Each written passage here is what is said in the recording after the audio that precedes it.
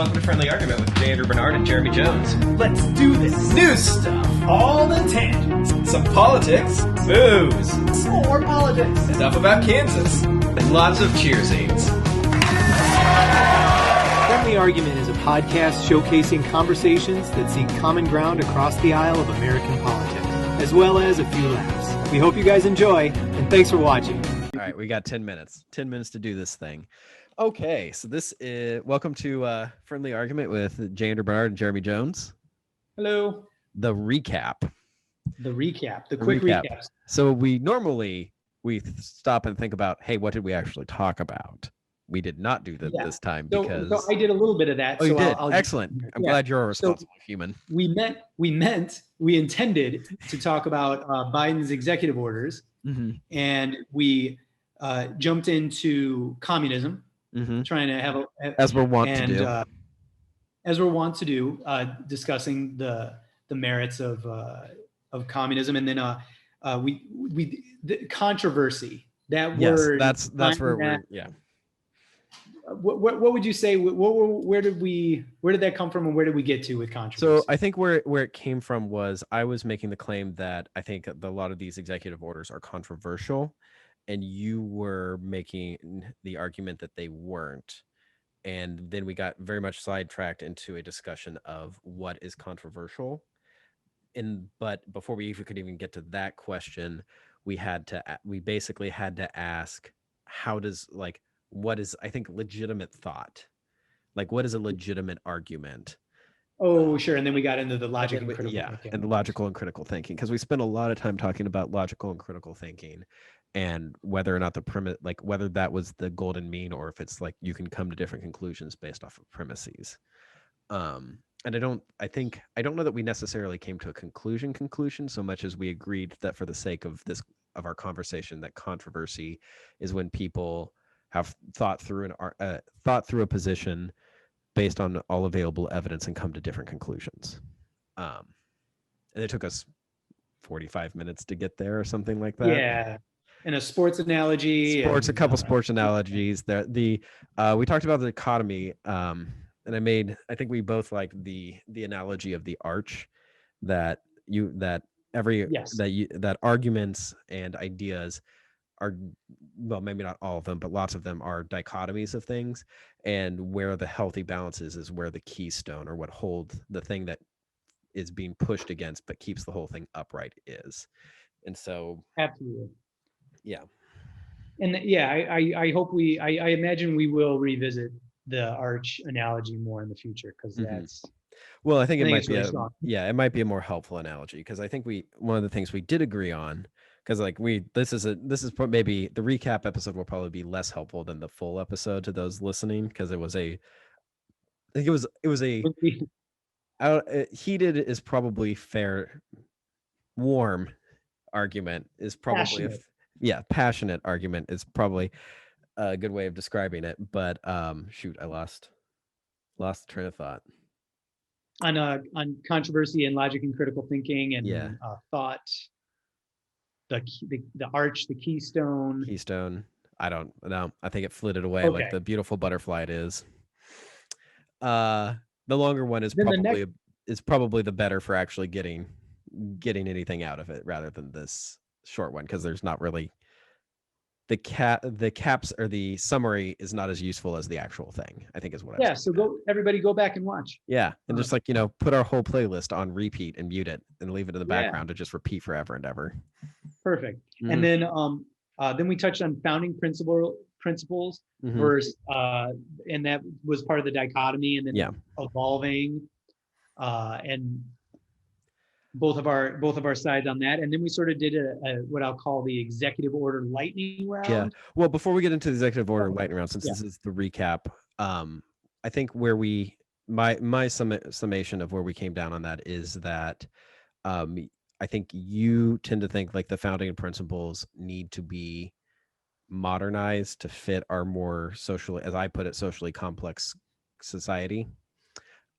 Whereas I was arguing that the founding principles are more universal and can be applied in these situations, but there's a dichotomy. And then that's where we got into the dichotomy talk of like where, like, okay, like where does that, sometimes you need to adjust where the keystone is in a given situation.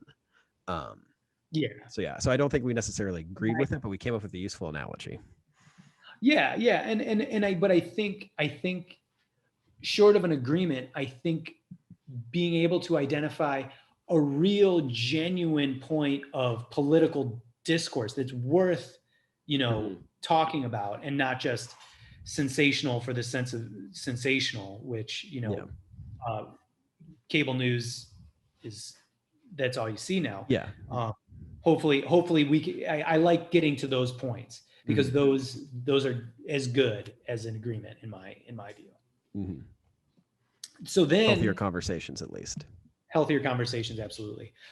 Executive order lightning round. And we went through a bunch of COVID ones.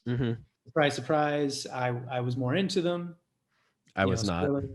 Yeah, you were less into them. There was a handful of others that were not COVID related that we touched on. I think the big takeaway from the lightning round was the conversation we had about the assumption of goodwill. Yes. And that's my last. Good job. And that I genuinely don't have that assumption for most politicians. For sure. For most politicians. There's like maybe a handful of them that I'd be like, I think that they are genuinely trying to do good things. But most of them, particularly the ones in high power positions, I don't necessarily think that they are trying to do. They are coming from a place that is not just pure power politics.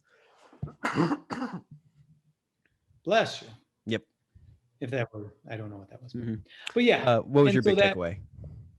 My big takeaway was that at least before it got to the assumption of goodwill, it started with your comment of not from Biden, which I think is a direct quote. Yeah. And so that got me thinking about this, like is there a time where the conservative zeitgeist is willing to take out the person and just judge the thing on its merits and the thing that they're doing, whatever that thing is. And maybe they do, and maybe they don't, but I think, at least for myself, but I do think for liberals, would like to try to find that area, and maybe that is just me, but I would like to find where we can. And I don't want to, I guess when you asked me that question, I kind of separated those issues. Like I would argue that most of the, I mean, everyone's flawed, but I would argue that most of the time people who are thinking and who are of a conservative bent will at least look at what the policy is and what the policy is doing before saying it's trash. But that being said, I think you can get good policy without having the presumption of goodwill from the other person. Sure. And we got to the goodwill after that, and then we got a degree probably further than that as well. But that was the main thrust of it. And so those are our main. Like I'm sure some of these I would like the executive orders to be coming from the legislature, because I think that is the more American way to do it than having a petty dictator that we change every 4 to 8 years. I mean, I'll throw Trump in there. Yeah, no, I would prefer that too, but but that's not our reality at the moment. But hopefully we change that with our podcast and our Senate. Exactly, our eventual Senate run. But you realize that means I'm going to have to continue to live in California for the next 10 to 15 years. Oh, however, will you do it? Barely, and by the skin of my teeth, I am sure. I know it's the most populous state in the union, in the best country in the world. It's the most populous state. It's got to be we're losing population. We've been net negative for the last 8 years. Yeah, and we were net positive the 40 previous. So I'm just saying. Everyone's moving to Texas. Everyone. Everyone who's left California has moved to Texas, Jeremy. Fact.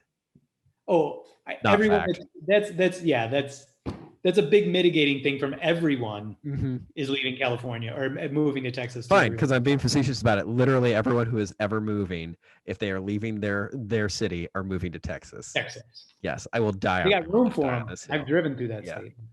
It's too humid for me, if I'm honest. And I don't think, like, despite the housing prices being very reasonable, I don't think I could get Laura to move there. I love Texas, and I like Austin a lot. You would. Yeah, it's fun.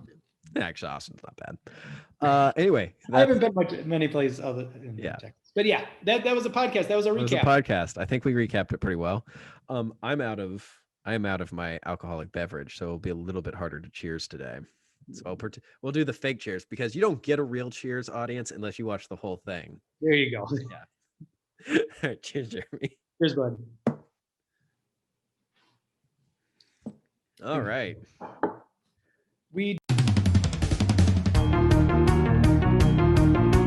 Welcome to Friendly Argument with Andrew Bernard and Jeremy Jones. Let's do this. New stuff, All the tangents. some politics, booze, Some more politics. stuff about Kansas, and lots of cheersings.